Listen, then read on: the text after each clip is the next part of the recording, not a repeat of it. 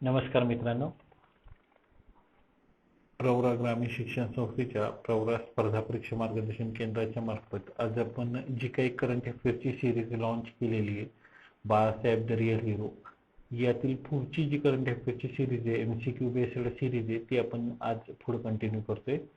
त्यातलं हे 6वं लेक्चर आहे. पर्टिक्युलरली तुम्ही कोणती एक्झाम देत असाल, UPSCची द्या, CDSची द्या, NDSची द्या, किंवा CISFची जी असिस्टंट कमांडंटची एक्झाम आहे ती द्या, किंवा इतर कोणत्याही परीक्षा द्या, तलाठी भरती असेल, पोलीस भरती असेल, तुम्हाला ह्या सिरीजमधले जे करंट अफेअर्सचे क्वेश्चन्स आहेत ते निश्चितच कोणत्याही स्पर्धा परीक्षेला तुम्हाला उपयोगी पडतील. त्याचप्रमाणे तुमचं जे काही सामान्य ज्ञान आहे त्याच्यामध्ये ते भर टाकतील, यात काही शंका नाही. ही सिरीज आपण सुरू केलेली आहे, ती आपण ट्रिब्यूट पे करतोय डॉक्टर बाळासाहेब विखे पाटील यांना, की ज्यांनी आपल्याला कानमंत्र दिला होता, थिंक ग्लोबली आणि ॲक्ट लोकली. या प्रकारे ज्यांनी स्वतःचं सगळं आयुष्य जे काही जनता जनार्दन आहे किंवा ग्रामीण भागातील लोक आहेत त्यांच्या कल्याणासाठी स्वतःचं आयुष्य जे आहे ते वाहिलं पर्टिक्युलरली, आणि त्यांना ट्रिब्यूट म्हणून आपण ही सिरीज चालू केलेली आहे, बाळासाहेब द रिअल हिरो. मी परत सांगितलं की यूट्यूबला मी हे सिरीजचे लेक्चर्स अपलोड करतोय. आणि दुसरी गोष्ट अशी आहे की माझं असं मत आहे की आपण एक म्हणतो की कुठेतरी एक यशस्वी होण्यासाठी कुठेतरी एक पुण्याई फार आवश्यक असते. तर हे लेक्चर्स फक्त प्रवरा रिजनमधल्या विद्यार्थ्यांनीच ऐकावेत आणि त्यांच्यापुरतं मर्यादित ठेवत असं नाही, तर तुमचे जे मित्र असतील, कॉलेजचे जे ग्रुप्स असतील, स्कूलचे जे ग्रुप्स असतील, त्यांनाही फॉरवर्ड करा की जे कोणी महाराष्ट्रभर प्रिपेअर करतायत त्यांना याचा उपयोग व्हावा पर्टिक्युलरली, आणि स्पर्धा परीक्षेत त्यांना फुल नेपाळाची पाकळी म्हणून मदत व्हावी. कारण कायमच जे काही डॉक्टर सुजय विखे पाटील साहेब आहेत आणि राधाकृष्ण विखे पाटील साहेब आहेत, यांचा दोघांचा हा दृष्टिकोन आहे की जो गरजवंत आहे ऍक्च्युली आणि होतकरू आहे त्याच्यापर्यंत मदत पोचली पाहिजे. पर्टिक्युलरली ज्याला मदतीची गरज नाही त्याला काही करण्याची गरज नाही, पण ज्याच्यात करण्याची इच्छा आहे, पर्टिक्युलरली कोणतंही काम किंवा करून दाखवण्याची इच्छा आहे, त्या माणसापर्यंत आपल्याला मदत पोहोचवली पाहिजे. आणि त्या दृष्टिकोनातूनच आपण ही जे काही स्पर्धा परीक्षा विविध विद्यार्थी करत असतात तर त्यांना मदत म्हणून किंवा त्यांना एक प्रोत्साहन म्हणून आपण ही सिरीज चालू केलेली आहे. त्या सिरीजचं नाव आहे बाळासाहेब द रिअल हिरो. ही वर्षभर आपण सिरीज जी आहे ही त्यांना ट्रिब्यूट म्हणून चालू ठेवणार आहे. याच्या माध्यमातून आपण एका लेक्चरला साधारणतः 30 MCQ जे असतात ते आठवड्याच्या बेसिसला बघत असतो. ठीक आहे, लक्षात घ्या. लोकनेते डॉक्टर बाळासाहेब विखे पाटील पद्मभूषण उपाधीने सन्मानित प्रवरा ग्रामीण शिक्षण संस्थेच्या प्रवरा स्पर्धा परीक्षा मार्गदर्शन केंद्राच्या मार्फत तुम्ही लेक्चर बघत आहात. करंट अफेअर्सचे लेक्चर नंबर 6 आहे. तुम्हाला प्रवरा स्पर्धा परीक्षा मार्गदर्शन केंद्राच्या विषयी काही माहिती पाहिजे असेल तर तुम्ही मला 9359825676 या क्रमांकावर संपर्क साधू शकता. त्याचप्रमाणे आपला टेलिग्राम चॅनल आहे PRES MPSC2, यालाही तुम्ही जॉईन होऊ शकता. याला जॉईन होण्याचे खूप फायदे आहेत. बरेच त्याला हिंदूचे जे पेपर्स येतात त्या पेपर्सचे जे कटिंग्स असतात ते मी तिथे टाकतो. त्याचप्रमाणे कधी कधी मी करंट अफेअर्सचे काही क्वेश्चन्स असतात तिथं ते पोलला टाकत असतो, त्यामुळे तुम्हाला त्याचा निश्चितच उपयोग होईल, म्हणून तुम्ही त्याला जॉईन व्हा. इट्स अप टू यू की तुम्हाला जॉईन व्हायचं का नाही, किंवा तुम्हाला युट्यूबला चॅनल बघायचं का नाही. आमच्या पद्धतीने आम्ही तुम्हाला देण्याचा प्रयत्न करू. शेवटी तुम्ही किती घ्यायचं आणि कुठल्या स्त्रोतून घ्यायचं हाच आहे. फक्त एक निरपेक्ष मदत करणं हा याच्या मागची प्रेरणा आहे. कारण ती आम्हाला मिळालेली आहे ती डॉक्टर सुजय विखे पाटील यांच्याकडून मिळालेली आणि डॉक्टर राधाकृष्ण विखे पाटील यांच्याकडून मिळालेली. तर आज आपण लेक्चर क्रमांक 6 करंट अफेअर्स जे त्याला सुरुवात करतोय. प्रश्न 155. याच्यात 154 प्रश्न झालेले आहेत मागच्या ज्या काही 5 सिरीज झालेल्या आहेत त्याला. तर हा 155 प्रश्न आहे. खालील कोणत्या खटल्यात समलैंगिकता म्हणजेच होमोसेक्शुअलिटी हा फौजदारी गुन्हा नाही म्हणून भारतीय दंड संहिता कलम 377 सर्वोच्च न्यायालयाने रद्द केला. हा प्रश्न मी का विचारला आणि हा प्रश्न आत्ता विचारायचा काय संपर्क आहे, करंट अफेअर्सचं काय रिलेशन आहे, पर्टिक्युलर लक्षात घ्या. आत्ता जर तुम्ही बघितलं तर व्हॉट्सअप, तुमचं फेसबुक असेल किंवा ट्विटर असेल तर हे इंटरमिजिएटरी आहेत मीडियामधले. तर याच्यासाठी जे आहे ते आपल्या भारत सरकारनं काही गाईडलाईन्स चालू केलेले आहेत. इन्फॉर्मेशन अँड टेक्नॉलॉजी गाईडलाईन्स म्हणून आहेत, कोड ऑफ इथिक्स म्हणून. तर त्या दृष्टिकोनातून त्यांनी सांगितलं की आम्ही हे का पालन करत नाही. व्हॉट्सअपनं सांगितलं का तर आमचा जो डाटा आहे तो एंड टू एंड इन्क्रिप्शन आहे आणि त्यामुळे जो पाठवतो त्यालाच तो मिळतो आणि जो वाचतो त्यालाच तो दिसतो, बाकी मधल्या लोकांना दिसत नाही. आणि त्यामुळे जर आम्ही ते इन्क्रिप्शन ओपन केलं, सरकार असं म्हणते की आम्हाला सोर्स पाहिजे की कुणाकडून डाटा आला, तर जर तो सोर्स ओपन केला तर ते इन्क्रिप्शन खोलावं लागेल आणि व्यक्तीचे राईट टू प्रायव्हसी जी आहे ते अफेक्ट होईल.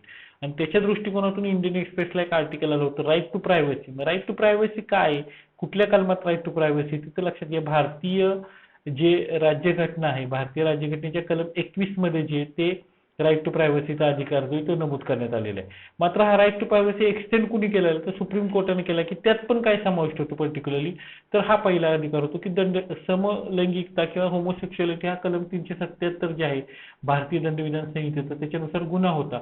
मात्र सुप्रीम कोर्टाने एका खटल्यात ते रद्द केलं. तर हा खटला कुठला आहे हा प्रश्न मला वाटते एकदा राज्यसेवेला का कुठल्या तरी परीक्षेला मुख्य परीक्षेला येऊन गेलेला आहे. तरी पण तो इतर परीक्षा येणार नाही असं अजिबात नाही त्यामुळे हे लक्षात ठेवा. ठीक आहे. त्याचे पर्याय बघूया आपण आता. पर्याय एक आहे पुट्टुस्वामी विरुद्ध भारत सरकार, दुसरा जोसेफ शाहीन विरुद्ध भारत सरकार, तिसरं शफीन झान विरुद्ध अशोक केएम आणि चौथं नवतेज सिंग जोहर विरुद्ध भारत सरकार. तर जो समलैंगिकता हा गुन्हा नाहीये किंवा फौजदारी गुन्हा नाहीये असं कलम 377 जे रद्द केलं ते नवतेज सिंग जोहर विरुद्ध भारत सरकार. लक्षात घ्या आपल्याला जर अभ्यासक्रम तुम्ही बघितला असेल मुख्य परीक्षेचा तर त्याच्यामध्ये आहे की कोणकोणत्या केसेस आहेत सुप्रीम कोर्टातले आणि त्याचे famous judgement. Right to privacy मध्ये हा होमोसेक्शुअलिटी हा अधिकार आहे की आपल्याला पार्टनरचा चॉईस करण्याचा अधिकार आहे आणि त्यामुळे ते कलम 377 त्याला क्रिमिनल ठरवत होतं ते न्यायालयाने नवतेज सिंग जोहर विरुद्ध भारत सरकार या खटल्यामध्ये रद्द केलं. हे लक्षात ठेवा कारण यूपीएससीला हा प्रश्न येऊ शकतो किंवा सीडीएस परीक्षेला पण येऊ शकतो. Regarding that you should know that homosexuality which is under the criminal procedure code of 377 is a criminal offense which is diluted or which is treated as a null and void by the Supreme Court in the case Navtej Singh Johar versus Government of India. ठीक आहे पुढे प्रश्न 156 खालील कोणत्या खटल्यात व्यभिचार हा फौजदारी गुन्हा नाही म्हणून असे सर्वोच्च न्यायालयाने जाहीर केले. आता हा पण प्रश्न तसाच आहे की प्रायव्हसी अधिकाराचे एक्सटेन्शन आहे बरोबर आहे ना. तर लक्षात घ्या पर्याय परत तेच आहेत. एक पुट्टुस्वामी विरुद्ध भारत सरकार, दोन जोसेफ शाहीन विरुद्ध भारत सरकार, तीन शफीन जान विरुद्ध अशोक केम आणि चार नवतेज सिंग जोहर विरुद्ध भारत सरकार. तर जोसेफ शाहीन विरुद्ध भारत सरकार या खटल्यामध्ये सर्वांनी सांगितलं की व्यभिचार हा फौजदारी गुन्हा नाही. तो लक्षात घ्या व्यभिचार म्हणजे ॲडल्टरी. कारण असं होतं की व्यभिचार काय ठरायचं की स्त्रीनं जर इतर पुरुषांशी संबंध ठेवला पर्टिक्युलरली तर तो व्यभिचार ॲडल्टरी असं म्हणू शकतात आणि तशी ती स्त्री शिवू शकते जर त्यांना तिच्या पतीची कन्सेंट असेल तर. तर यावेळेला जी केस झाली होती त्याच्या विरुद्ध सुप्रीम कोर्टाने असं म्हणून गेले की स्त्रीची बॉडी ही तिच्या अधिकार असला पाहिजे तिनं पर्टिक्युलरली आणि त्या दृष्टिकोनातून ॲडल्टरी किंवा व्यभिचार हा फौजदारी गुन्हा नाही. तो सिव्हिलमध्ये गुन्हा होऊ शकतो ते डिवोर्सचे कारण होऊ शकतं ते मान्य केलं पण डिवोर्स पर्टिक्युलर ज्या कन्सेप्ट ह्या कशा आहेत नागरी गुन्ह्यातले सिव्हिल प्रोसिजर मधले आहेत सिव्हिल गुन्हे आहेत ते आणि हा क्रिमिनल प्रोसिजर मध्ये गुन्हा होता व्यभिचार म्हणून ॲडल्टरी हा व्यभिचार म्हणजे फौजदार गुन्हा नाही असं जे मत आहे ते पर्टिक्युलरली जोसेफ शाहीन विरुद्ध भारत सरकार या खटल्यामध्ये सांगितलं. म्हणून हा प्रश्न जरी आला येऊ शकतो एवढं लक्षात ठेवा की चारही प्रश्न जे पर्टिक्युलरली ते डोळ्याला येऊ शकतात. त्यामुळे व्यभिचार किंवा ॲडल्टरी हा फौजदारी गुन्हा नाही असं सुप्रीम कोर्टानं जोसेफ शाहीन विरुद्ध भारत सरकार या खटल्यामध्ये नमूद केलं. ठीक आहे पुढे प्रश्न 157 खालील कोणत्या खटल्यात खासगीपणाचा अधिकार हा मूलभूत अधिकार आहे असे सर्वोच्च न्यायालयाने जाहीर केले. पर्याय क्रमांक 1 पुट्टुस्वामी विरुद्ध भारत सरकार, पर्याय क्रमांक 2 जोसेफ शाहीन विरुद्ध भारत सरकार, पर्याय क्रमांक 3 शफीन झा विरुद्ध अशोक केम आणि पर्याय क्रमांक 4 नवतेज सिंग जोहर विरुद्ध भारत सरकार. तर लक्षात घ्या जे पुट्टुस्वामी विरुद्ध भारत सरकार आहे सगळ्यात फेमस केस आहे 2015 ची. खाजगीपणाच्या अधिकारावर जे काही इव्होल्युशन झालेलं आहे मी त्याच्यावर सेपरेट लक्ष देईन पण हा प्रश्न फार कक्ष आहे. आता त्या सगळ्या पूर्व परीक्षा ज्या कुठल्या येतील सीडीएसच्या येईल कुठल्या येईल right to privacy is a fundamental right the judgement given by the Supreme Court in the famous case Puttaswamy विरुद्ध भारत सरकार. पुट्टुस्वामी कोण होते तर एक उच्च न्यायालयातले वकील होते त्यांनी केस दाखल केली होती ज्यावेळेला आधार कार्ड आलं होतं ज्यावेळेला आधार कार्ड बायोमेट्रिक करत होते त्यावेळेला त्यांनी असं मत मांडलं की व्यक्तीची जी माहिती आहे ती लिंक करणं चुकीचं नाही. त्या केसमध्ये सर्वोच्च न्यायालयाने हा निर्णय दिला होता. 2015 ची केस लक्षात घ्या पण आता राईट टू प्रायव्हसी आलेल्या म्हणून पुट्टुस्वामी विरुद्ध भारत सरकार 2015च्या केसमध्ये खाजगीपणाचा अधिकार हा मूलभूत अधिकार आहे असं मत सर्वोच्च न्यायालयाने व्यक्त केलेलं हे लक्षात ठेवा. परीक्षेला प्रश्न येणार आहेत मार्क घालवू नका. माझ्याकडे जेवढं तुम्हाला देत आहे ते तेवढं मी देण्याचा प्रयत्न करतो. तुम्हाला वाटतं मी टेलिग्रामला बातम्या पुट करतो मी वाचत नाही पण I read each and every news आणि मला जी योग्य वाटली तरच मी तिथे पुट करतो. जी मला योग्य वाटत नाही रिलेव्हंट वाटत नाही मी त्या ठिकाणी ती पुट करत नाही. बऱ्याचशा काही अशा बातम्या असतात की ज्याच्यात काहीच तथ्य नसतं जे येत असतात. लॉकडाऊन कधी उठणार आहे हे कधी उठणार आहे दॅट इज नथिंग रिलेव्हंट. आपत्ती व्यवस्थापन कायदा काय त्यातले महत्वाचे कलम काय ते आपल्याला रिलेव्हन्स आहे त्याच्यावरही मी एक लेक्चर घेणार आहे. पण पर्टिक्युलरली लक्षात घ्या की 157 प्रायव्हसी राईट टू प्रायव्हसी खाजगीपणाचा अधिकार मूलभूत अधिकार आहे पुट्टुस्वामी विरुद्ध भारत सरकार या खटल्यामध्ये नमूद केलं. पुढे प्रश्न 158, खालील कोणत्या खटल्यात सज्ञान किंवा प्रौढ महिलेस तिचा साथीदार निवडण्याचा अधिकार आहे असे मत सर्वोच्च न्यायालयाने व्यक्त केले? परत ते 4 पर्याय. पुट्टुस्वामी विरुद्ध भारत सरकार, जोसेफ चायन विरुद्ध भारत सरकार, शफीन जहान विरुद्ध अशोक केम, नवतेज सिंग जोहर विरुद्ध भारत सरकार. तर शफीन जहान विरुद्ध अशोक केम या खटल्यात सांगितलं की स्त्रीची कुणाशी लग्न करायचे हे कोर्टाने डिक्टेट करू नये, म्हणजे स्त्रीला तिचा प्रौढ महिलेस तिचा साथीदार निवडण्याचा अधिकार आहे. हे शफीन जहान विरुद्ध अशोक केम. म्हणजे पहिल्यापासून लक्षात घ्या, homosexuality, secondly adultery, then right to privacy and जी प्रौढ महिला किंवा अडल्ट फिमेल आहे तिला तिचा पर्टिक्युलरली जोडीदार निवडण्याचा अधिकार किंवा तिचा पार्टनर निवडण्याचा अधिकार, चॉईस करण्याचा अधिकार, हे 4 राईट टू प्रायव्हसीचे अधिकार आहेत. या सगळ्या केसेस आहेत, या सगळ्या केसेस सेपरेट लिहून काढा आणि सेपरेट त्याच्या जोड्या जुळवानी लक्षात ठेवण्याचा प्रयत्न करा. हे प्रश्न तुम्हाला वाटेल की खूप अवघड लेवल आहेत, पण ज्यावेळेला सगळेच खूप सोपे प्रश्न विचारत असतील त्यावेळेला हा एखादा प्रश्न अवघड असेल तर तो तुम्हाला आला आणि इतर कुणाला आलं नाही तर त्यातनं तुम्ही 1 मार्काने पुढे शकू शकता. तुम्ही 1 मार्कानं किंवा 1000 विद्यार्थी मागे टाकून सिलेक्शनच्या जवळ जात असता किंवा जेव्हा तुम्ही इंटरव्ह्यूला जाल, जेव्हा तुम्ही कुठेही जाल, तेव्हा तुम्ही जर हे केसेसचे रेफरन्स दिले किंवा तुम्ही एसे लिहाल UPSCला मेन्सला, त्यावेळेला हे केसचे रेफरन्स दिले तर तुमचा एसे हा जास्त परिणामकारक होऊ शकतो, उत्तरामध्ये जास्त तुमच्या इफेक्टिव्हनेस येऊ शकतो. मग त्या दृष्टिकोनातून पूर्वपरीक्षेला आणि उपयोग मी तुम्हाला सांगितलं, ज्ञान हे स्पर्धा परीक्षेचं ज्ञान म्हणजे तुम्ही दररोज थोडं थोडं ज्ञान घेत जाता, हे ज्ञान अप्लाय करायला आपल्याला जमलं पाहिजे. मग ती MPSCची परीक्षा असो, UPSCची असो, पोलीस भरती असो, तलाठी भरती असो, CDSची परीक्षा असो, कोणती परीक्षा असो, तुम्हाला ते ज्ञान अप्लाय करता आलं तर तुम्ही लगेच स्पर्धा परीक्षा क्वालिफाय होऊ शकता. ठीक आहे. तर सज्ञान किंवा प्रौढ मुली साथीदार निवडण्याचा अधिकार शफीन जहान विरुद्ध अशोक केम. ओके, ठीक आहे. पुढे,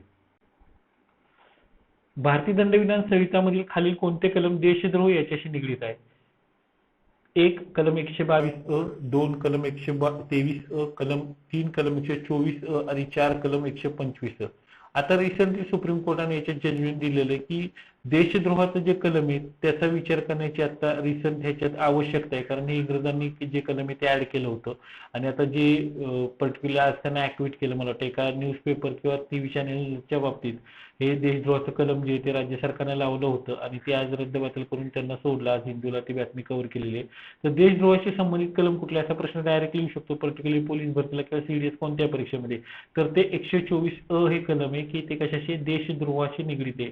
म्हणजे सिडेशन अगेन्स्ट द कंट्री हा जो पर्टिक्युलरली आहे तो 124A of criminal procedure code is related to sedition, that is देशद्रोह. याच्याशी रिलेटेड आर्टिकल आलेले आहेत पर्टिक्युलरली की जे असतील ते दोन्ही बाजूने विचार करा. मी सांगितलं सिव्हिल सर्वंट किंवा तुम्ही चांगला व्यक्ती असाल तर फक्त एकाच बाजूने विचार करणार नाही तर पॉझिटिव्ह साईड ॲज वेल एज निगेटिव्ह साईड ॲज वेल एज न्यूट्रल साईड तिन्ही साईडचा तुम्हाला विचार करता आला पाहिजे आणि तर तुम्ही एक चांगली व्यक्ती किंवा चांगला सिव्हिल सर्वंट ठेवू शकाल. कुणीही, मी तुम्हाला सांगितलं कुणीही 10वीला 35% असणारा आणि पदवीला 35% काठावर पास झालेला विद्यार्थी IAS होऊ शकतो. फक्त ती त्याच्यात जिद्द पाहिजे, तो उपजिल्हाधिकारी होऊ शकतो, त्याच्यात ती प्रेरणा पाहिजे, पेशन्स पाहिजे, चिकाटी पाहिजे. एवढं असेल या 3च गोष्टी आहेत आणि स्वतःची असणारा प्रामाणिकपणा आणि नम्रपणा. सगळ्यात गोष्ट महत्त्वाची जी हल्लीच्या विद्यार्थ्यांना फार आवश्यक आहे तो म्हणजे इगो असणारा इगो, नम्रपणा पाहिजे. याच्याविषयी लक्षात घ्या, आपल्या जे काही एन्शंट इंडियामध्ये जे काही लिटरेचर आहे याच्यामध्ये फार मोठं हे तुम्हाला एक उदाहरण देतो. कदाचित तुम्ही म्हणाल की सर काहीतरी मोटिवेशनल लेक्चर देत बसा, काही don't like such things. Particularly आपण आजपासून एक काम करूया की काही क्वेश्चन झाले की आपण एक मोटिवेशनल स्टोरी ऐकूया. तर पर्टिक्युलरली ज्या वेळेला हनुमान जे असतो, हनुमान आता रामायण सगळ्यांनी बघितलं असेल, तर सीतेला ज्यावेळेला रावणाने तिकडं लंकेमध्ये नेलेली असते आणि ज्यावेळेला समुद्राच्या इथपर्यंत रामाने हे येतात त्यावेळेला समुद्रावरून उड्डाण करून कोण जाईल, तर हनुमानाला शाप दिलेला असल्यामुळं हनुमानाला त्याच्या शक्तींचा विसर पडलेला असतो.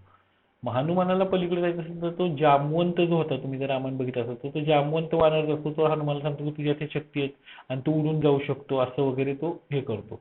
मग ज्यावेळेला हनुमानाला आपल्या शक्तीची जाणीव होती, ज्यावेळेला हनुमान ते पर्वताला धक्का देऊन वर उडी मारतो त्यावेळेला असं म्हणतात की तो पर्वत पाताळात गेला आणि हनुमान जात असतो समुद्रात, त्यावेळी त्याला एक राक्षसी आडवी येते. आता त्या राक्षसीचं नाव मला आठवत नाही पर्टिक्युलरली, तर ती राक्षसी येते तर तो हनुमान म्हणतो ती म्हणते मला तुला खायचंय पर्टिक्युलरली. तर तो म्हणतो नाही मला आता एक काम आहे, मला सीता कुठे तिथं आहे का ते शोधायचे, मी तिला पहिल्यांदा बघून येतो आणि बघतो आल्यावर मला खा. म्हणजे तुझं पण मी काम करतो पण आल्यावर मला खा, हा पहिला नम्रपणा होता. तुला खायचं म्हणलं नाही. मग ती म्हणते नाही मला आत्ताच काम कर. मग तो म्हणतो ठीक आहे तर तू खायचं तर तू तोंड आकर. मग ती तोंड आकर ती पहिल्यांदा साधारणतः काही 1-2 फूट करते तर हनुमान 4 फुटाचा होतो. ती 4 फूट टोन मोठे करते तर हनुमान 8 फुटाचा होतो. ती 8 फूट टोन मोठे करते हनुमान 16 फुटाचा होतो. ती 16 फूट टोन मोठे करते तर हनुमान 32 फुटाचा होतो. ती 32 फूट टोन मोठं करते तेव्हा हनुमानला कळते की आता ह्याचा उपयोग नाही, 64 फूट टोन मोठं करणार. मग हनुमान काय होतो, सगळ्यात स्मॉल होतो, सगळ्यात लहान होतो आणि तो तिच्या तोंडात जातो आणि ती खायच्या तोंडातनं बाहेर निघून येतो. मग हनुमान म्हणतो तर मी तुझं पूर्ण केलं, तुला मला खायचं होतं, मी तुझ्या तोंडात जाऊन परत बाहेर आलेलो आहे. बरोबर आहे ना? मी हनुमान सूक्ष्म झालेले आहे. शिकला काय, शिका काय लक्षात घ्या की जी गोष्ट तुम्ही खूप मोठं आहे, मी खूप तरी श्रेष्ठ आहे, ही गोष्ट साध्य होत नाही. ती तुम्ही गोष्ट छोटी आहे की मी खूप छोटा आहे, ही गोष्ट साध्य होते. म्हणजेच पर्टिक्युलरली जी व्यक्ती खूप खूप म्हणजे खूप पर्टिक्युलरली ज्ञानी असते ती खूप स्वतःला छोटी समजत असते. आणि जी व्यक्ती स्वतःला कोणतरी फार ग्रेट समजत असते की नाही इथं काय होत नाही ना असं नाही, तिकडं ते चांगलं असतं, तर त्या व्यक्तीला स्वतःच्यात काहीतरी इगो असतो. अशा व्यक्ती ज्ञान घेण्यापासून स्वतःला वंचित ठेवतात आणि वंचित ठेवलं की काय होतं, कुठेतरी फटका बसतो. म्हणून प्रत्येक गोष्टीचं लक्षात घ्या. म्हणून सूक्ष्म व्हा, नम्र व्हा, नम्र होऊन ज्ञान घेण्याचा प्रयत्न करा. विनम्रता हा सगळ्यात महत्त्वाचा गुण हा तुमच्यात सिव्हिल सर्व्हंट म्हणून आला पाहिजे. आपल्याला कुठल्याही गोष्टीचा लगेच राग येता कामा नये. ठीक आहे, आज आपण ही मोटिवेशनल गोष्ट बघितली. तुम्हाला बोर झाला असेल तर त्याच्याबद्दल सॉरी. पुढे आपण जाऊया. ठीक आहे.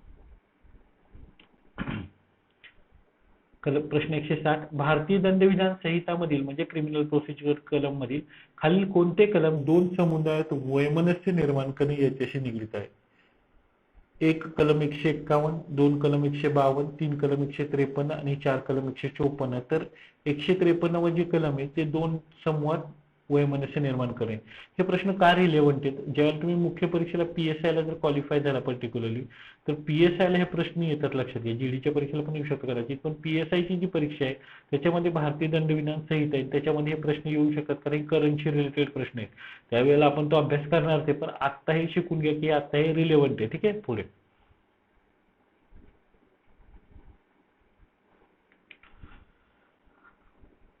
हे परत तो प्रश्न रिपीट झाला बहुतेक. खालील कोणते कलम आहे तर तो कलम 153 आहे.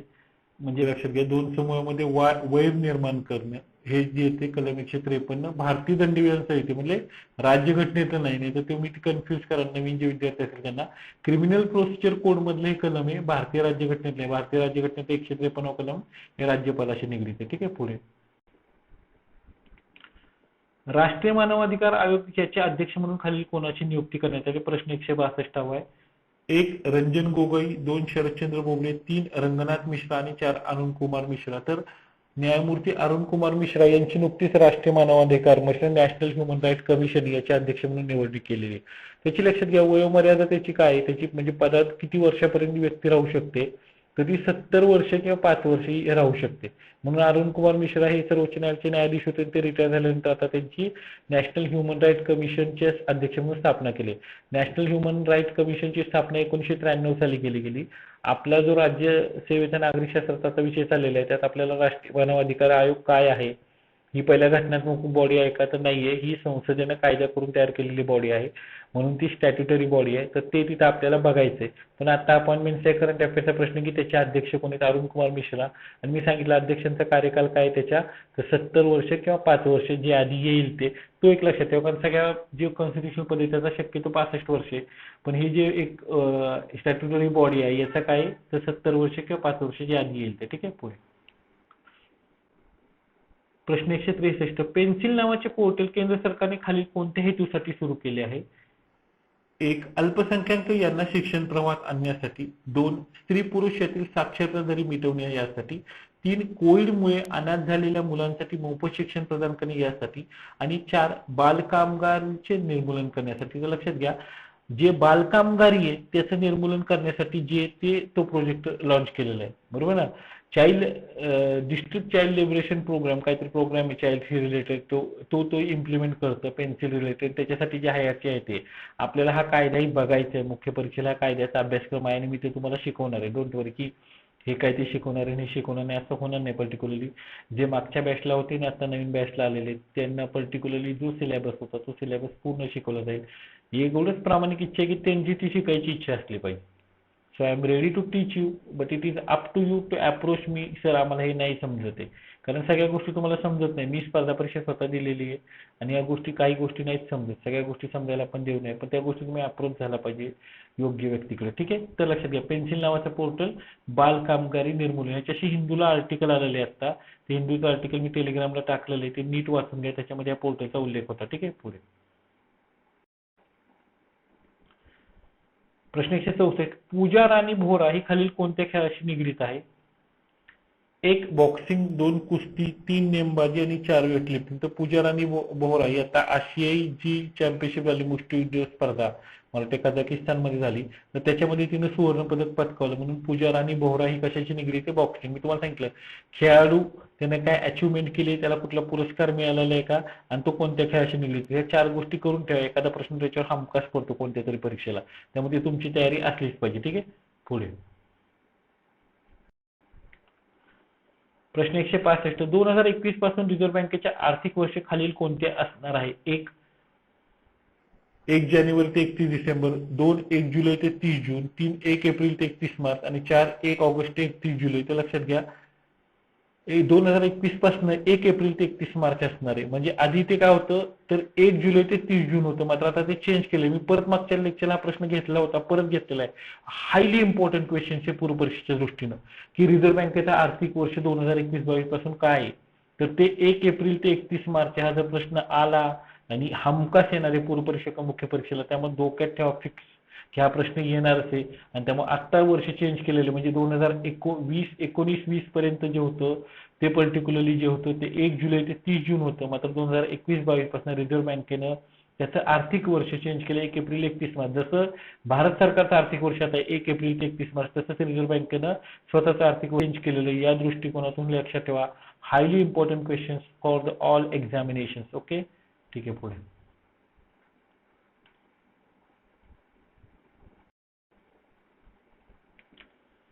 प्रश्न 166.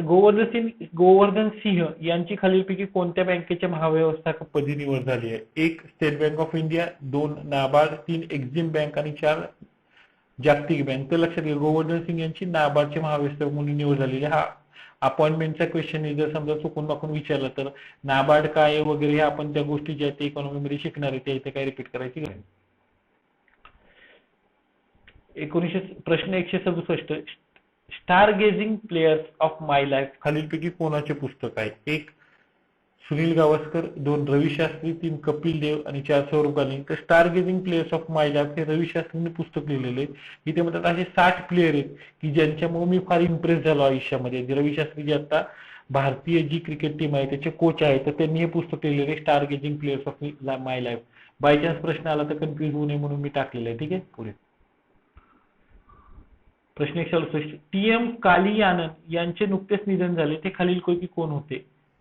पर्याय क्रमांक 1 महात्मा गांधी यांचे स्वकीय सचिव, 2 आझाद हिंद सेनेतील शेवटचे जिवंत अधिकारी, 3 संविधान सभेतील शेवटचे जिवंत व्यक्ती आणि 4 स्वतंत्र भारताच्या कॅबिनेटमधील एकमेव जिवंत व्यक्ती. म्हणजे आता निधन झाले, आधी ह्याच्या जिवंत होती का? तर लक्षात घ्या संविधान सभा जे आपण लेक्चर बघितलेलं आहे, संविधान सभेतील शेवटची जिवंत व्यक्ती होती टी.एम. कालियानन, यांचं नुकतंच निधन झालं. अशा प्रकारे प्रश्न कन्स्ट्रक्ट केला तरी आपल्याला सॉल्व्ह करता आला पाहिजे. तुम्हाला वाटत असेल क्वेश्चन खूप ऑड वाटतात, नाही माझं तेच काम आहे की तुम्हाला जर हे वाचनात गेले नसेल तर तुमच्यापर्यंत तिथं पोहोचणं. सिंपल क्वेश्चन्स असतील तुमच्या वाचनात गेले असतील चांगली गोष्ट आहे, पण ह्यातनं तुमच्या ज्ञानात जर भर पडत असेल तर तेही कधी पण तुम्हाला मदतच करेल. तो टी.एम. कालियान जे होते ते कॉन्स्टिट्यूशन असेंब्लीमध्ये शेवटची लाईव्ह पर्सन होते जे आता नुकतंच जे त्यांची डेथ झालेली. ठीक आहे, पुढे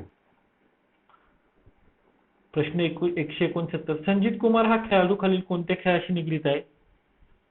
एक बॉक्सिंग, 2 कुस्ती, 3 वेटलिफ्टिंग, 4 नेमबाजी. तर तो पण लक्षात घ्या बॉक्सिंगशी निगडीत आहे का?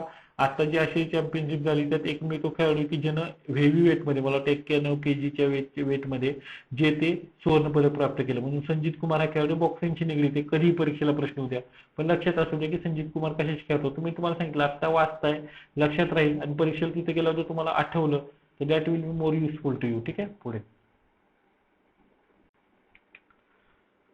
प्रश्न 170. खालील कोणत्या जिल्ह्यातील दारूबंदी महाराष्ट्र सरकारने नुकतीच उठवली आहे? एक चंद्रपूर, 2 वर्धा, 3 गडचिरोली, 4 जळगाव. तर लक्षात घ्या चंद्रपूर मधली आता दारूबंदी जी ती उठवली महाराष्ट्रात 3 जिल्ह्यामध्ये दारूबंदी होती, चंद्रपूर, वर्धा आणि गडचिरोली. तर वर्धा आणि गडचिरोलीमध्ये अजून दारूबंदी आहे.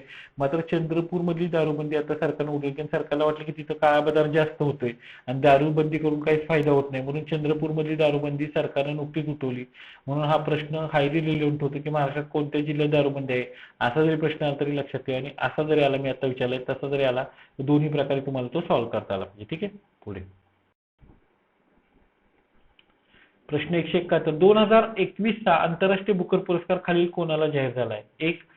के Ismail, 2. Michelle Harrison, 3. Mary K Lucas आणि 4. David Diop. तर तो डेव्हिड डी ओक या फ्रेंच लेखकाला जाहीर झालेला आहे. तो त्याची जी कादंबरी फ्रेंचमध्ये, त्याच्यानंतर ट्रान्सलेशन केलं आणि त्याला 2021चा आंतरराष्ट्रीय पुरस्कार प्राप्त झालेला आहे. त्याच्या कादंबरीचं नाव आहे, मला वाटते, all blood at the night is black.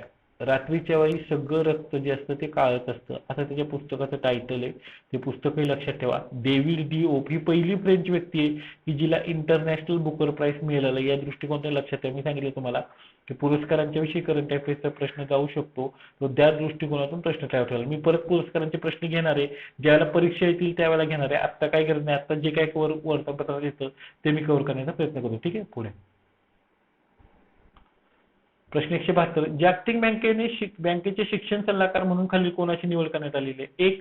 के कस्तुरी रंगन, 2. सुखदेव थोरात, 3. रणजित सिंह देसले आणि 4. नितीन करमळकर. तर जे ग्लोबल टीचर पुरस्कार प्राप्त करणारे एकमेव भारतीय रणजित सिंह देसले, जे सोलापूर जिल्ह्यातले आहेत, त्यांची जिल्हा परिषद शाळेतले जे शिक्षक आहेत त्यांनी जे काही हे केलं पुस्तकांच्या बाबतीत पर्टिक्युलरली आणि विद्यार्थ्यांना रिच होण्यासाठी जनरली टेक्नॉलॉजी, ते त्या टेक्नॉलॉजीसाठी, तर त्यांची आता 2021 ते 24 या कालावधीसाठी जागतिक बँकेचे शिक्षण सल्लागार म्हणजे वर्ल्ड बँकेचे शिक्षण सल्लागार म्हणून रणजित सिंह देसले. बाकीचे प्रश्न होतील की ग्लोबल टीचर अवॉर्ड कुणाला मिळाला, तर तो रणजित सिंह देसलेला.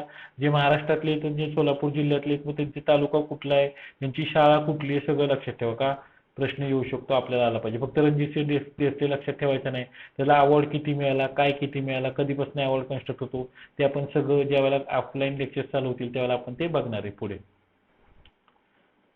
प्रश्न 173. 2020-21 पासून या वर्षात भारतात सर्वात जास्त प्रत्यक्ष गुंतवणूक कोणत्या देशातून झाली आहे? 1. सिंगापूर, 2. मॉरिशस, 3. संयुक्त अरब अमिरात, 4. Saudi Arabia. तर लक्षात घ्या, 2020-21 आता डाटा कॉमर्स मिनिस्ट्रीचा आला, त्याच्यानुसार सिंगापूरमधून जास्त झालेली.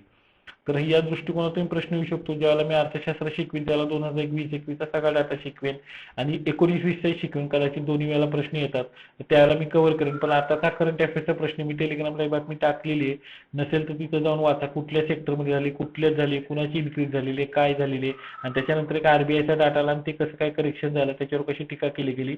या दोन्ही आर्टिकल्स मी टाकलेले आहेत, फक्त तिथे जाऊन वाचणं तुमचं काम आहे. ठीक आहे, पुढे प्रश्न 174. जागतिक सायकल दिवस हा कोणत्या दिवशी साजरा केला जातो? 1 जून, 2 जून, 3 जून आणि 4 जून. तर जागतिक सायकल दिन हा 3 जूनला सायकल येतो. वर्ल्ड बायसिकल डे हा 3 जून. सायकल चालवणे आणि त्याच्यामुळे हेल्थ मेंटेन राहते, प्रदूषणाला आळा बसतो, अशा अनेक फायदे आहेत. मला वाटतं डच का नेदरलँड्समध्ये सगळी लोक सायकलसाठी वेगळे ट्रॅक आहेत आणि त्याचं सकाळी एक आर्टिकल आलं होतं. त्या दृष्टिकोनातून जर प्रश्न आला, कारण पुढे हा बिझनेस फार वाढणार आहे भारतात. जर तुम्हाला कोणाला बिझनेस करायचं डोक्यात असेल तर सायकलचा बिझनेस फार वाढेल पुढं. का तर सायकल हे फार रिलेव्हंट फॅक्टर होणार आहे पुढच्या काळात, जर प्रदूषण आणि ग्लोबल वॉर्मिंग आणि त्याच्या विरुद्ध जर काही मोहिमा निमत झाल्या तर. ठीक आहे, पुढे प्रश्न 175. Information technology intermediary guidelines and digital media ethics code नियम खालीलपैकी कोणाकडून तयार करण्यात आले आहेत? 1. माहिती आणि तंत्रज्ञान मंत्रालय, that is ministry of information and technology. गृह मंत्रालय, that is ministry of home affairs.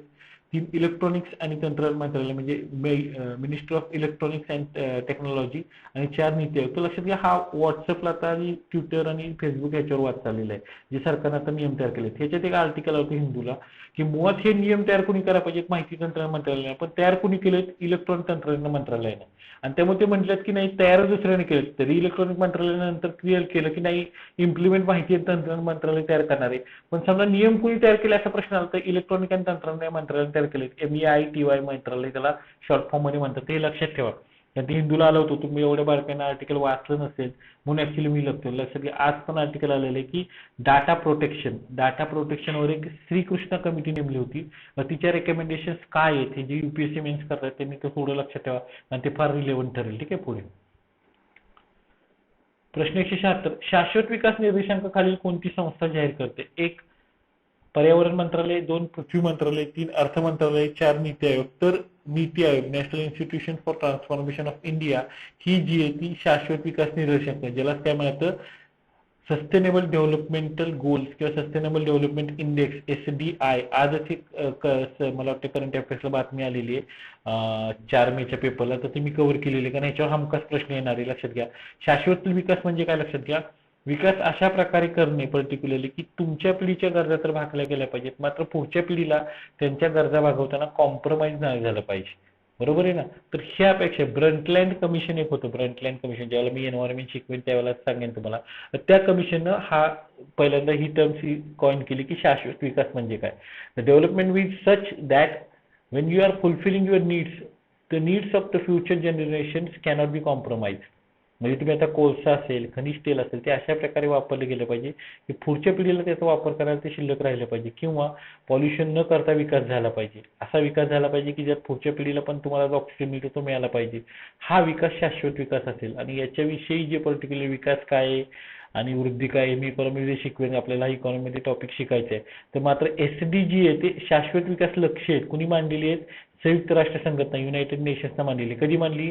2015ला. ती कधीपर्यंत अचीव्ह करायची? 2016 ते 30 पर्यंत. तर अचीव्ह करताना दरवर्षी आपली प्रत्येक राज्य कुठे गेलेत हे राज्यांना कम्पेअर करण्यासाठी शाश्वत विकास निर्देशांक जो तो काढला जातो. ठीक आहे. मग शाश्वत विकास निर्देश कोण काढतं? नीती आयोग काढतं. नीती आयोगाचे प्रमुख कोण असतात? पंतप्रधान असतात, म्हणजे भारताचे पंतप्रधान. नीती आयोग कशाच्या जागी स्थापन झालाय? योजना आयोगाच्या जागी. पूर्वी प्लॅनिंग कमिशन होतं, त्या जागी आता नीती आयोग आलेले. पुढे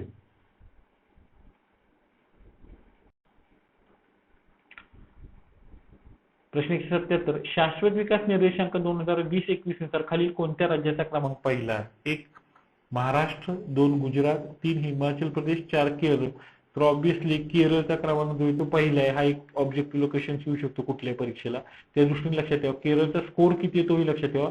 75 स्कोर आहे. कारण तसाही प्रश्न येऊ शकतो की केरळ हा शाश्वत विकास निर्देशांक 2020-21 नुसार प्रथम क्रमांकावर आहे, तर त्याचा क्रमांक कितवा आहे? तर तो पहिला क्रमांक आहे. 75 स्कोर आहे, एवढं फक्त लक्षात ठेवा. भारताचा ऍव्हरेज स्कोर किती आहे त्याच्या मी पुढे प्रश्न कन्स्ट्रक्ट केलेला आहे. ठीक आहे. पुढे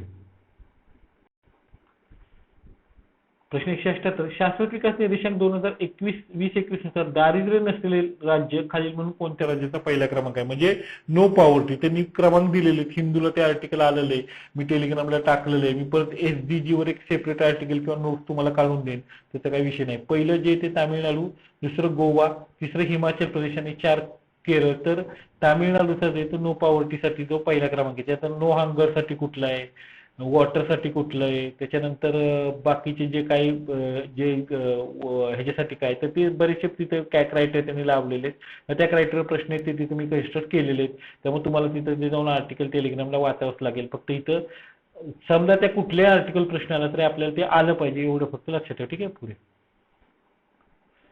प्रश्न 79, टाइम्स हायर एज्युकेशन नुसार आशियातील क्रमवारी, म्हणजे आज टाइम्स हायर एज्युकेशननं एशियातली जी लिस्ट आहे ती जाहीर केली. आणि एशियातील जी लिस्ट जाहीर केली, लोकसत्ताला बातमी आलेली हायर एज्युकेशनची. जगाची लिस्ट राहिली होती टाइम्स हायर एज्युकेशनची, त्याचा पण मी पहिल्या लेक्चरला मला वाटतं करंट अफेअरचे टाकलेलं आहे. आणि आता मी ह्याचं पण टाकतोय तुम्हाला की टाइम्स एज्युकेशन आशियातील ज्या काही इन्स्टिट्यूशन जाहीर झाले त्यात पर्टिक्युलरली जे ते चायनातलेच पहिले आहेत. पण भारतात ज्या काही इन्स्टिट्यूट त्यात पहिला क्रमांक कोणाचा आहे? तर त्याचे 4 पर्याय आहेत. एक IIT Ropar, 2 IIT Madras, 3 IISER Pune आणि तिसरं IISc बँगलोर. तर IISc जी आहे ती बँगलोर ही जी पहिली संस्था आहे आशियातली, म्हणजे भारतातली पहिली संस्था आहे. नंतर सावित्रीबाई फुले विद्यापीठाचं नाव आहे तिथं, IIT रोपारचं नाव आहे, IIT मद्रासचं नाव आहे, आयसर पुणेचं नाव आहे. लोकसत्ताचं जे आर्टिकल आहे ते जाऊन लोकसत्ताच्या पेपरला 4 जून 2021 पेपरला जाऊन वाचा. ते आर्टिकल मी तुम्हाला टेलिग्रामला उपलब्ध करून देईल. तो दॅट डझंट वरी, म्हणजे तुम्ही वाचलं पाहिजे. फक्त मी टाकून आणि ते लक्षात ठेवलं पाहिजे, याच्यावर मेहनत घेतली पाहिजे. थोडंसं 1 इंच म्हणतो ना आपण डोकं लावायला पाहिजे. जस्ट सगळं इझिली नाही अवेलेबल होणार. ठीक आहे. पुढे प्रश्न 180, जागतिक तंबाखू विरोधी दिन खालील कोणत्या दिवशी साजरा केला जातो? 1 12 मे, 2 22 मे, 3 31 मे आणि 4 1 जून. तर हा प्रश्न येऊ शकतो कदाचित, म्हणून मी चालला जनरली. लक्षात घ्या, ही चुकले उत्तर, फक्त लक्ष करेक्ट करा. 31 मे ला जागतिक तंबाखू विरोधी दिन साजरा करतो. पण काय रिपीट की क्वेश्चनचं उत्तर चुकलेलं आहे. 31 मे ला जागतिक तंबाखू विरोधी दिन साजरा केला जातो. Please correct it. 180चा आन्सर 3 आहे. That should be correct. त्याची थीम काय वगैरे काय मी टेलिग्रामला टाकलेले ते मी तर काय रिपीट करतो. प्रश्न 181, शाश्वत विकास निर्देशांक 2020-21 नुसार खालील कोणत्या राज्याचा क्रमांक शेवट आहे? 1 बिहार, 2 झारखंड, 3 मध्य प्रदेश आणि 4 ओरिसा. तर बिहारचा क्रमांक जो आहे तो शेवट आहे आणि त्याचा स्कोर काहीतरी 52 आहे. तर त्या ठिकाणी तुम्ही ते जाऊन बघा, कारण तो प्रश्न जर आला त्या दृष्टिकोनातून तर तुम्ही कव्हर केला. जास्त काय नाही, फॅक्च्युअल क्वेश्चन आहे, सो यू कॅन आन्सर. पुढे प्रश्न 182, पाल्मा रेशो RATIO झाले. लक्षात घ्या, पाल्मा गुणोत्तर हे कशासाठी वापरले जातं? 1 दारिद्र्य, 2 कुपोषण, 3 आर्थिक सहभाग आणि 4 आर्थिक असमानता. तर आर्थिक असमानतेसाठी वापरलं जातं. तर देशातलं जो ग्रॉस नॅशनल इन्कम आहे, या ग्रॉस नॅशनल इन्कम मध्ये देशातील जे सगळ्यात टॉप मोस्ट 10% त्यांचा किती वाटा आहे त्याचं गुणोत्तर, देशातले सगळ्यात बॉटम 40% किती आहेत या दोनांचं जे गुणोत्तर काढलं जातं त्याला म्हणतात पाल्मा रेशो. आता हा पाल्मा रेशो जो होता तो जो आता जो आपण निर्देशांक बघितला SDG म्हणजे सस्टेनेबल डेव्हलपमेंट निर्देशांक, शाश्वत विकास निर्देशांक, याच्या 2018 मध्ये होता. मात्र तो आता काढून टाकला आणि ती बातमी जी ती हिंदूला कव्हर केली की पाल्मा रेशो 2018 मध्ये होता. मग मी सर्च केलं की पाल्मा रेशो काय आहे, तर ते आर्थिक समानता किंवा इकॉनॉमिक इक्वेलिटी आहे जे ते मेजर करायला जातो. हा प्रश्न फार इम्पॉर्टंट आहे की पाल्मा रेशो काय आहे, लक्षात घ्या. बरं सांगतो. GNI ग्रॉस नॅशनल इन्कम, आता तो तुम्हाला मी शिकवायचं. ग्रॉस नॅशनल इन्कम मध्ये जे टॉपमोस्ट भारताचं 10% पॉप्युलेशन आहे त्याचा गुणोत्तर, जे बॉटम 40% गुणोत्तर आहे याच्या गुणोत्तराशी गुणोत्तर केलं तर तो जो रेशो निघतो त्याला म्हणतात पाल्मा रेशो. आणि पाल्मा रेशो कशाला मेजर करतात हे महत्वाचं आहे, ते लक्षात ठेवा. आर्थिक असमानतेसाठी मेजर करतात. दोन्ही कन्सेप्ट मी क्लिअर केले, तुम्हाला त्या प्रश्नाचं उत्तर येईल. ठीक आहे. पुढे प्रश्न 183, शाश्वत विकास निर्देशांक 2021 नुसार भारताचा निर्देशांक किती आहे? 1 60, 2 62, 3 64, 4 66. तर भारताचा निर्देशांक 60 आहे. 2019-20 ला 60 होता, त्यात 6 न वृद्धी झाली 66 झाले. समजा असाही प्रश्न येतो की निर्देशांक किती आहे? 66 आहे. मग तो तुम्हाला सांगता आला पाहिजे. या दृष्टिकोनातून प्रश्न येतात. मी सांगितलं प्रत्येक बातमी, एक बातमी पकडली तर 10 प्रश्न कधी टाकू शकतात, पण आपण तेवढे कव्हर करणे आपल्याला महत्वाचं. मी तुम्हाला अँगल डेव्हलप करते तुमचा की एक बातमी वर्तमानपत्राची तुम्ही कशी वाचायची, तुम्ही कशी कव्हर करायची. ठीक आहे. पुढे प्रश्न 184, शाश्वत विकास निर्देशांक 2020-21 नुसार महाराष्ट्राचा समावेश खालील कोणत्या गटात करण्यात आला? 1 ऍस्पायरंट 0 ते 49, 2 परफॉर्मर 50 ते 64, 3 फ्रंट रनर 65 ते 99 आणि 4 अचिव्हर 100. असे हे 4 गट आहेत शाश्वत निर्देश, 0 ते 100. ज्यानं काहीच केलं नाही त्याचा 0 मध्ये आणि 100 म्हणजे पूर्ण अचिव्हर. तर आजच्या आर्टिकल मध्ये असं आलंय की इंडियन एक्सप्रेसच्या ऍस्पायरंट मध्ये कुठलीच कंट्री नाहीये, बरोबर आहे ना, आणि अचिव्हर मध्ये पण कुठला देश नाही. फ्रंट रनर मध्ये 22 झालेले आहेत आणि राहिलेले जे ते परफॉर्मर मध्ये. तर महाराष्ट्राचा जो पर्टिक्युलरली क्रमांक आहे तो मला वाटतं फ्रंट रनर मध्ये, आणि त्याचं जे उत्तर आहे ते 3 184चं. तर महाराष्ट्राची कॅटेगरी 3. समजा बाय चान्स ह्याच्यावर प्रश्न आला ऍस्पायरंट आणि ग्रुप मॅचिंगला कुठले क्रायटेरिया असतात तर ते तुम्हाला सॉल्व्ह करता आलं पाहिजे म्हणून मी दिलेलं आहे. मी आर्टिकल टाकलेलं आहे टेलिग्रामला, पण आय थिंक की SPG वर मी एक सेपरेट तुम्हाला नोट काढून देईन की जे तुम्हाला स्पर्धा परीक्षेला उपयोगी पडेल. ठीक आहे. पुढे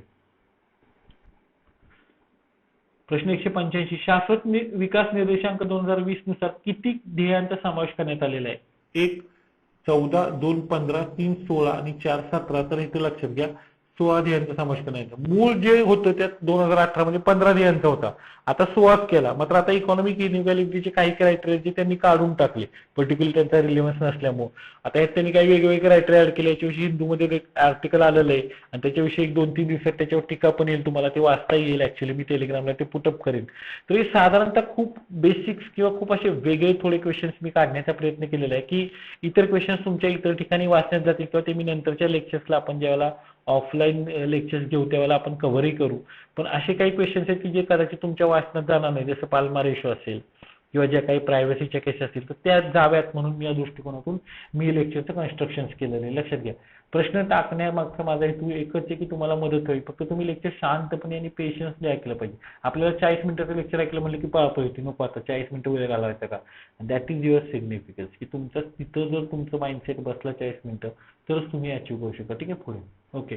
तर लक्षात घ्या, लोकनेते डॉक्टर बाळासाहेब विखे पाटील पद्मभूषण उपाधीने सन्मानित प्रवरा ग्रामीण शिक्षण संस्थेच्या प्रवरा स्पर्धा परीक्षा मार्गदर्शन केंद्राच्या मार्फत आज आपण हे करंट अफेअर्सचं लेक्चर बघितलेलं आहे. करंट अफेअर्स हे लेक्चर क्रमांक 6 आहे आणि याच्यामध्ये आपण अजून 30 क्वेश्चन्स कव्हर केलेले आहेत. करंट अफेअर्सची जी सिरीज आहे आपण जी लॉन्च केलेली आहे बाळासाहेब द रिअल हिरो ही अशीच चालू राहील. माझी एवढीच विनंती आहे, थोडं आपलं मन मोठं करा, जे काही लेक्चर्स मी तुम्हाला लिंक पाठवते ती लिंक तुमच्या सगळ्या ग्रुप्सला सगळ्याला सेंड करत चला. सगळ्या महाराष्ट्रभर ती पोहोचली पाहिजे, भारतभर पोहोचली पाहिजे, की जे कोणी विद्यार्थी प्रिपेअर करतात त्यांना त्यातल्या एका मार्काची जरी मदत झाली तरी त्यातनं आपण फार मोठी अचिव्हमेंट केलं असं होतं. आणि असं म्हणतात की दुसऱ्याला दिल्यानं कदाचित आपल्याला जास्त मिळतं आणि फक्त आपल्या पावलापुरता विचार करणारी माणसं जगात नेतृत्व करू शकत नाही. उद्या तुम्ही ब्युरोक्रॅट होणार आहात, उद्या तुम्ही IAS, उपजिल्हाधिकारी, तहसीलदार किंवा कोणत्याही शासकीय सेवेत जाणार आहात, तर तुम्ही हे इतर नागरिकांसाठी, कारण शासकीय सेवेत प्रवेश मिळणारे फार कमी लोक असतात लक्षात घ्या. मग ही लोक इतर लोकांसाठी रोल मॉडेल म्हणून काम करतात. आणि म्हणून रोल मॉडेल म्हणून होण्याची तुमची प्रक्रिया ही अभ्यासापासून चालू होते, आत्तापासून तुमच्या ॲटिट्यूडपासून चालू होते. आणि म्हणून या दृष्टिकोनातून तुम्ही आत्तापासून त्या दृष्टीनं तुमचं जे पर्सनॅलिटी आहे किंवा कॅरेक्टर आहे त्याचं मेकअप करायला सुरुवात करा. ठीक आहे. तुम्हाला जर काही शंका असेल तर तुम्ही मला 9359825676 या क्रमांकावर संपर्क साधू शकता. आपल्या टेलिग्राम चॅनल PRSMPC2 ह्याला जॉईन व्हायत. कुठलाही कमर्शियल अँगल नाही. यूट्यूबला लेक्चर अपलोड करायचं कारण मी कालच्या लेक्चर नमूद केलेलं आहे की एक प्लॅटफॉर्म आहे की जिथं तुम्हाला लेक्चर व्यवस्थितपणे ऐकता येतील. ठीक आहे. तुम्ही आज हे लेक्चर अवश्य ऐका आणि होप की तुम्ही तुमची हेल्थ आरोग्याची काळजी घेत असाल. पॅन्डेमिकचा सीझन आहे, सो बी पेशन्स. आपल्याला आत्ताच्या काळातच कष्ट करायचे, जे काही करायचे ते, आणि कृपा करून आपला पेशन्स घालवू नका. आपले कष्ट आणि सातत्य हे चालू ठेवा. देव कधी ना कधी तुमच्या कष्टाला यशाची साथ नक्कीच देईल. ठीक आहे. धन्यवाद.